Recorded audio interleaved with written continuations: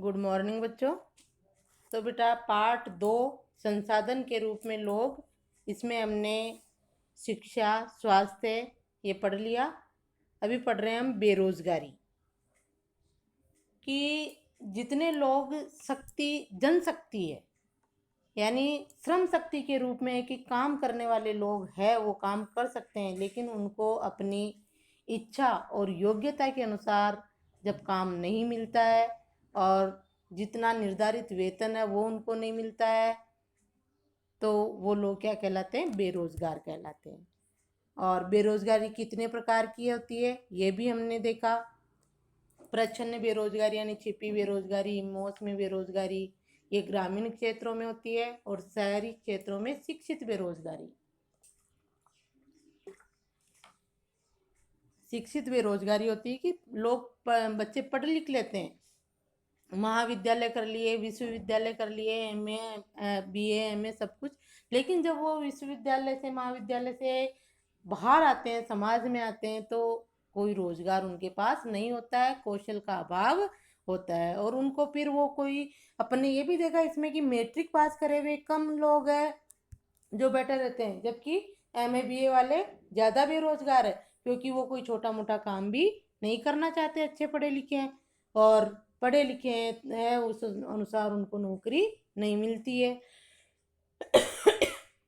तो वो क्या कहलाती है? बेरोजगारी। वो शिक्षित बेरोजगारी है। ठीक है, तो अब हम आगे देखते हैं बेरोजगारी में हमने कहाँ तक पढ़ लिया। बेरोजगारी के प्रकार पढ़ लिए थे, मैंने आपको होमवर्क भी दिया था कि आप इनकी परिभाषा लिखोगे हेडिंग डाल के। प्रच्छन्न बेरोजगारी का दूसरा नाम छिपी बेरोजगारी जो है इसकी, मौसमी बेरोजगारी की, और शिक्षित बेरोजगारी की। ठीक है, अब हम अपन देखेंगे यहाँ से कि बेरोजगारी से लोग अच्छे संसाधन नहीं बन पाते हैं अगर बेरोजगार है तो, और उनकी इच्छा और योग्यता के अनुसार रोजगार मिला हुआ है तो वो अच्छे मानव संसाधन बनेंगे, अच्छी मानव पूंजी के रूप में विकसित होंगे। तो बेरोजगारी भी जो है, जैसे शिक्षा और स्वास्थ्य है ना, कि शिक्षित नहीं है व्यक्ति तो वो कम मानव पूंजी है, स्वस्थ नहीं है तो कम मानव पूंजी है, इसी प्रकार बेरोजगारी भी जो है लोगों को पीछे धकेलती है, राष्ट्र के विकास में योगदान नहीं दे पाते हैं फिर लोग जितना दे सकते हैं उतना। तो देखो, बेरोजगारी से जनशक्ति संसाधन की बर्बादी होती है। जनशक्ति संसाधन वही श्रम शक्ति, कि जो लोग काम करने वाले हैं, काम कर सकते हैं, लेकिन काम नहीं है उनके पास, तो उनकी क्या होती है?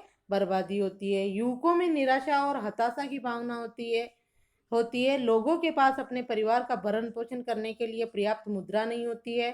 शिक्षित लोगों के साथ जो कार्य करने के इच्छुक है और सार्थक रोजगार प्राप्त करने में समर्थ नहीं है, ये एक बड़ा सामाजिक अपव्यय है।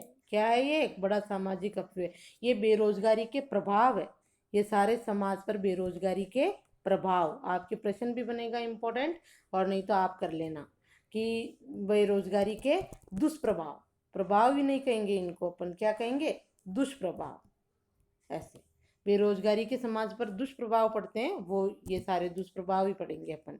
जनशक्ति संसाधन की बर्बादी होती है, हेडिंग वो नंबर डाल डाल के भी कर सकते हो आप इनको। युवकों में निराशा और हताशा की भावना होती है, जैसे 1 नंबर हो गया, 2 नंबर हो गया। लोगों के पास अपने परिवार का भरण पोषण करने के लिए पर्याप्त मुद्रा नहीं होती है, 3 नंबर हो गया। इस तरह नंबर डाल के भी कर सकते हो, अलग चीज बात को अलग नंबर में लिखो, और पैराग्राफ में भी कर सकते हो। ठीक है, तो शिक्षित लोगों के साथ जो कार्य करने के इच्छुक है और सार्थक रोजगार प्राप्त करने में समर्थ नहीं है, ये हमारे समाज का सामाजिक अपव्यय है। समाज का अपव्यय है कि वो लोग अगर कमाते हैं, अच्छा कमाते हैं, अयोग्यता के अनुसार कमाते हैं, तो माता पिता ने जो पैसा उनकी शिक्षा पर खर्च किया उससे ज़्यादा अच्छा कमाकर वो अपने परिवार को जो है परिवार की आर्थिक स्थिति अच्छी करते हैं। एक परिवार अच्छा होगा तो समाज अच्छा होगा, समाज अच्छा होगा तो राष्ट्र अच्छा होगा। ठीक है, तो विकास एक व्यक्ति से ही जुड़ा हुआ है। आगे देखो, बेरोजगारी से आर्थिक बोझ में वृद्धि होती है। आर्थिक बोझ में वृद्धि होती है, आप एमए बीए करके घर पे बैठ गए बेरोजगार हो के, घर वाले और आपको खिला रहे पिला रहे, 2-5 साल नौकरी नहीं लगी या आप कोई काम नहीं कर रहे हो, तो आर्थिक बोझ हो गया। आर्थिक बोझ में वृद्धि होती है, कार्यरत जनसंख्या पर बेरोजगारों की निर्भरता बढ़ जाती है। अब मान लो पापा काम कर रहे हैं तो और बेरोजगारों की निर्भरता और बढ़ गई। किसी व्यक्ति और साथ ही साथ समाज के जीवन की गुणवत्ता पर बुरा प्रभाव पड़ता है। ये सारे 3 पैराग्राफ है बेरोजगारी के दुष्प्रभावों का, ये भी उसी का बेरोजगारी का दुष्प्रभाव है। साथ ही साथ समाज के जीवन की गुणवत्ता पर बुरा प्रभाव पड़ता है। जब किसी परिवार को मात्र जीवन निर्वाह स्तर पर रहना पड़ता है तो उसके स्वास्थ्य स्तर में एक आम गिरावट आती है और स्कूली प्रणाली में से अलगाव में वृद्धि होती है। देखो, ये अपने परिवार पर बेरोजगार अगर व्यक्ति है तो और वो सिर्फ अपने जीवन निर्वाह स्तर तक का ही कमा पा रहा है, जीवन निर्वाह में क्या आते हैं, रोटी कपड़ा मकान, इतना ही पर्याप्त कर पा रहा, तो उसको स्वास्थ्य का स्तर भी उसका क्या होगा, निम्न होगा। और स्कूली शिक्षा प्रणाली में भी अलगाव हो जाएगा, कई बार बीच में ही पढ़ाई छोड़नी पड़ती है, इस तरह से। ठीक है, इसलिए किसी अर्थव्यवस्था, ये समाज परिवार पर है।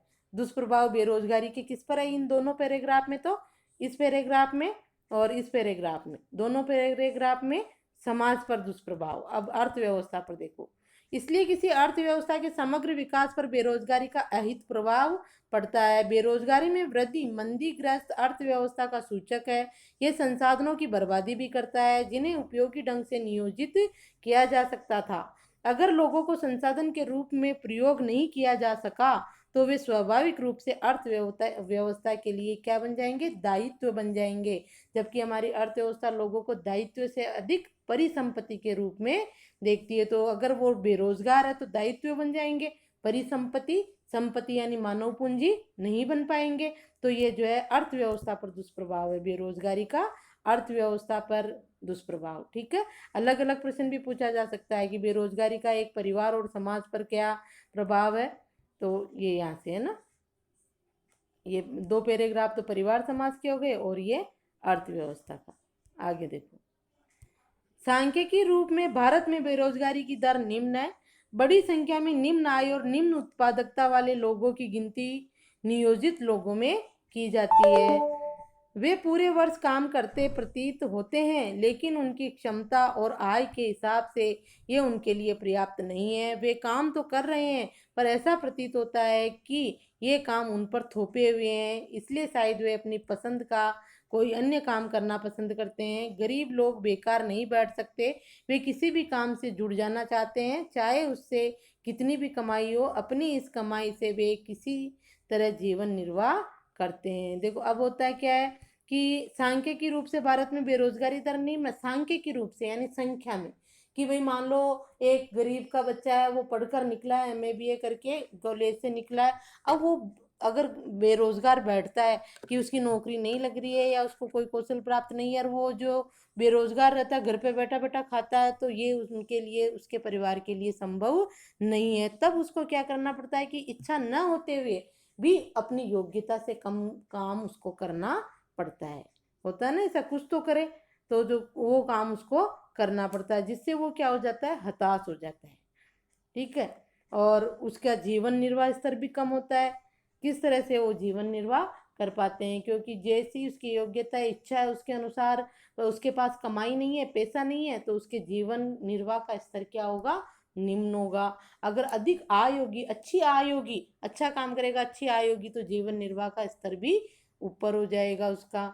जीवन निर्वाह के स्तर का मतलब होता है कि अधिक से अधिक संसाधनों का जो है प्रयोग करे। जैसे कोई लोग है कि जैसे कच्ची बस्ती में लोग रहते हैं, उनके मकान ही नहीं है, यानी मूलभूत आवश्यकता ही पूरी नहीं हो रही है। हमारे आसपास ही देखो, किसी के बहुत अच्छा बंगला है, 2 2 कारें हैं, मोटरसाइकिलें हैं, घर में सब कुछ है, तो वो ज़्यादा संसाधनों का प्रयोग कर रहे हैं। हमारे पास नहीं है तो हम कम संसाधनों का प्रयोग कर रहे हैं। और हमसे भी कई लोग ऐसे हैं कि उनके पास कुछ संसाधन ही नहीं है प्रयोग। तो क्यों नहीं है, क्योंकि उनकी आय कम है। और आय कम क्यों है, क्योंकि वो शिक्षित नहीं है या स्वस्थ नहीं है या फिर बेरोजगार है। ठीक है, तो ये तीनों चीज़ें जो है मनुष्य को एक अच्छी मानव पूंजी के रूप में विकसित करने में योगदान देती है कि अच्छा शिक्षित हो, स्वस्थ हो और बेरोजगार न हो। ठीक है, रोजगार प्राप्त हो योग्यता और इच्छा अनुसार। आगे देखो, इसके अतिरिक्त प्राथमिक क्षेत्र में स्वरोजगार एक विशेषता है। यद्यपि सभी लोगों की आवश्यकता नहीं होती है, फिर भी पूरा परिवार खेतों में काम करता है। इस तरह कृषि क्षेत्र में प्रच्छन्न बेरोजगारी होती है, लेकिन जो भी उत्पादन होता है उसमें पूरे परिवार की हिस्सेदारी होती है। खेत के काम में साझेदारी और उत्पादित फसल में हिस्सेदारी की धारणा ग्रामीण क्षेत्रों में बेरोजगारी की कठिनाइयों में कमी लाती है, लेकिन इससे परिवार की गरीबी कम नहीं होती है और प्रत्येक परिवार से अधिशेष श्रमिक रोजगार की तलाश में गांवों से शहरों की ओर प्रवास करते हैं। देखो, हमने देखा कि जैसे ग्रामीण क्षेत्र में हमने देखा ना, प्रच्छन्न बेरोजगारी, छिपी बेरोजगारी, लोग काम करते हैं, उस खेत पे 10 आदमी काम कर रहे हैं तो उसमें उत्पादन हुआ, 10 का हिस्सा है उसमें। ठीक है, कोई ये नहीं कह सकता भी उसका हिस्सा नहीं है, तूने तो कुछ ही नहीं किया, तेरे को खाने को नहीं देंगे, ऐसा नहीं है। लेकिन अगर हम उनमें से 10 में से 3 को हटा भी देते हैं उस काम से, तो भी उत्पादन तो उतना ही होगा। तो ऐसी स्थिति में क्या होता है कि वो परिवार गरीबी की स्थिति से बाहर नहीं आ पाता है। अगर उनमें से 10 में से 3 लोगों को हटाकर अन्य कामों में लगा देते हैं या वो शहर में जाकर कोई और काम ढूंढ लेते हैं, उनसे उससे उनको आय प्राप्त होती है, तो उस परिवार की आर्थिक स्थिति अच्छी होगी अपने आप ही, क्योंकि उत्पादन तो वो वहाँ काम कर रहे थे तब भी उतना ही हो रहा था और आज भी उतना ही हो रहा है, लेकिन वो अब 3 एक्स्ट्रा कमा रहे हैं, वो तो अलग से आ गया ना घर में, तो आर्थिक स्थिति में सुधार होगा ही होगा। तो ऐसे में जो है श्रमिक रोजगार की तलाश में गांवों से कहाँ चले जाते हैं, शहरों में चले जाते हैं। आइए उपयुक्त तीनों क्षेत्र हमारे प्राथमिक, द्वितीयक, तृतीयक क्षेत्रों की रोजगार के परिदृश्य की चर्चा करें। कृषि का सबसे अधिक अवशोषण करने वाला अर्थव्यवस्था का क्षेत्र कृषि है। पिछले वर्षों में पूर्व चर्चित प्रचंड बेरोजगारी के कारण कृषि पर जनसंख्या की निर्भरता में कुछ कमी आई है। कृषि अधिशेष श्रम का कुछ भाग द्वितीयक और तृतीयक क्षेत्र में चला गया है। यानी पिछले वर्षों से हम देखते हैं कि अधिकांश लोग जैसे कृषि से जुड़े हुए नहीं है, अब कृषि से निकलकर दूसरे क्षेत्रों में चले जाते हैं और जाना ही पड़ता है। मान लो आपके दादाजी है, दादाजी के पास के मान लो 3 बेटे हैं, तो वो दादाजी उस जमीन में आराम से उन 3 बेटों को पाल सकते हैं, उनको शिक्षा भी दे सकते हैं, स्वास्थ्य अच्छा स्वास्थ्य भी दे सकते हैं। ठीक है, लेकिन अब 3 के 3 और हो गए तो 9 हो गए, अब वो नहीं पलेंगे, जमीन तो वो की वही है, अपन ने पढ़ा था ना पहले पार्ट में। तो ऐसे में क्या करना होगा कि अब सारे के सारे ही मान लो उसी पे काम करें, जहाँ 3 बेटे कर रहे थे अब उनके भी 3 यानी 9 और 3 वो 12 वो काम करें, तो अब वो उस जमीन में इतना उत्पादन नहीं होगा कि सब उस पर निर्भर रह सके। अब मान लो उनमें से 3 वो कर रहे थे तभी उत्पादन उतना हो रहा, और तीनों आपके 3 बेटे हैं, तीनों के 3 बच्चे हैं, वो तीनों अच्छा कमाते हैं, बाहर जाके दूसरा काम करते हैं, द्वितीयक और तृतीयक क्षेत्र में प्रवेश कर जाते हैं वो, तो अपने आप ही परिवार की आर्थिक स्थिति अच्छी होगी और उपयुक्त अलग से उनको आय होगी। और अगर वो सारे के नौके नो इस खेत में ही काम करते रहेंगे तो गरीबी की गरीबी स्थिति ही बनी रहेगी इस प्रकार से। तो देखो, तो वर्तमान में कुछ वर्षों में हमें ये देखने को मिल रहा है कि लोग जो है कृषि क्षेत्र को छोड़कर द्वितीयक और तृतीयक क्षेत्र में आ रहे हैं। द्वितीय क्षेत्र में छोटे पैमाने पर होने वाले विनिर्माण में श्रम का सबसे अधिक अभिशोषण है। तृतीय क्षेत्र में जैविक प्रौद्योगिकी, सूचना प्रौद्योगिकी आदि श्री की विभिन्न नई सेवाएं सामने आ रही है। अब इसमें भी क्या होता है कि जो लोग पढ़े लिखे हैं वो तो तृतीय क्षेत्र में आ गए, मान लो नौकरी लग गई, किसी की नौकरी लग गई, कोई कंप्यूटर में हो गया, कोई और काम में हो गया, तो वो वैसे तृतीय क्षेत्र में कमा रहे हैं। मान लो कोई कम पढ़े लिखे हैं तो वो उद्योगों में यहाँ काम कर रहे हैं जहाँ ज़्यादा पढ़ाई लिखाई नहीं चाहिए, तो भी ऊपरी आय तो हो ही रही है ना कृषि से छोड़कर।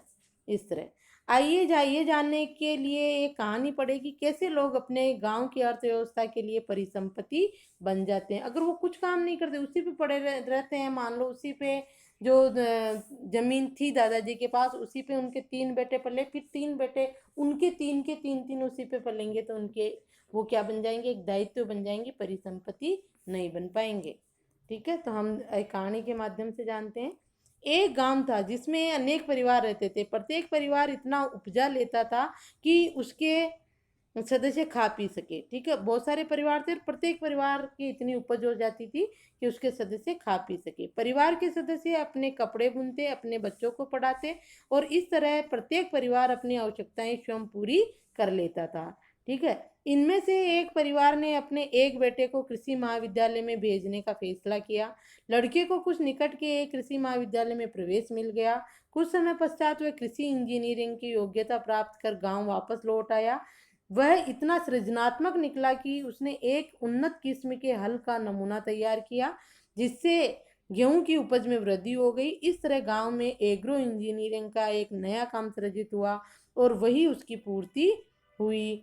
गांव के उस परिवार ने अपने अपनी अधिशेष फसल निकट के गांव में बेच दी। अब उसने जो एक नया हल्का नमूना तैयार किया और उससे खेती की, तो उनको जो है अधिक फसल उत्पादित हुई। पहले जो फसल होती थी उसको वो खा पी लेते थे, अब अधिक फसल उत्पादित हुई तो उसको अधिशेष को पास के निकट के गांव में बेच दी उन्होंने। उन्हें उससे अच्छा लाभ हुआ जिससे उन्होंने आपस में बांट लिया। इस सफलता से प्रेरित होकर कुछ समय पश्चात गांव के सभी परिवारों ने एक बैठक की। वे अपने बच्चों के लिए भी बेहतर भविष्य चाह रहे थे।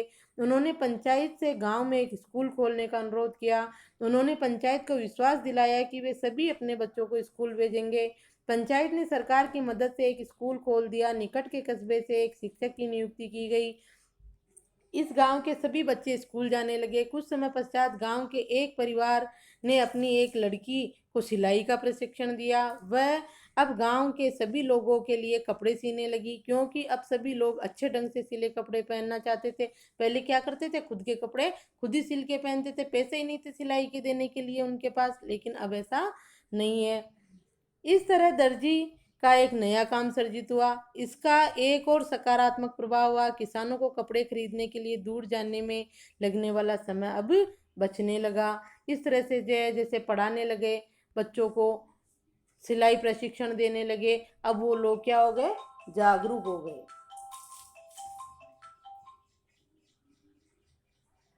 जिससे कि कृषि से निर्भरता उनकी कम होने लगी। किसान खेतों में अधिक समय लगाने लगे थे, इसलिए उपज बढ़ गई। यह समृद्धि का प्रारंभ था। किसानों के पास उपभोग से अधिक वस्तुएं थी।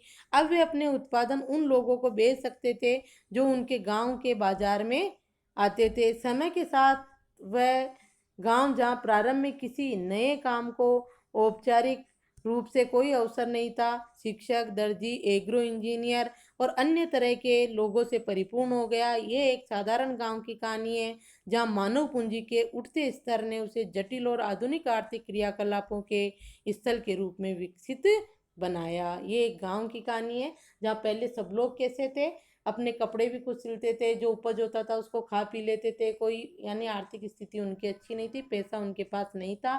एक व्यक्ति ने अपने बेटे को एग्रो इंजीनियर बनाया। वो आया वापस इंजीनियर बन के कृषि महाविद्यालय से, उसने एक नया हल विकसित किया।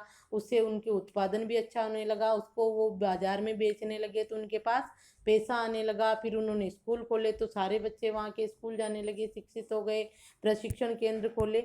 इस तरह से जो है उस गांव का विकास हुआ और उस गांव के लोग जो है एक अच्छे मानव संसाधन यानी मानव पूंजी के रूप में विकसित हुई। ठीक है, ये पाठ का सारांश है जो आप पढ़ोगे और इसके अभ्यास प्रश्न है। देखो आपने देखा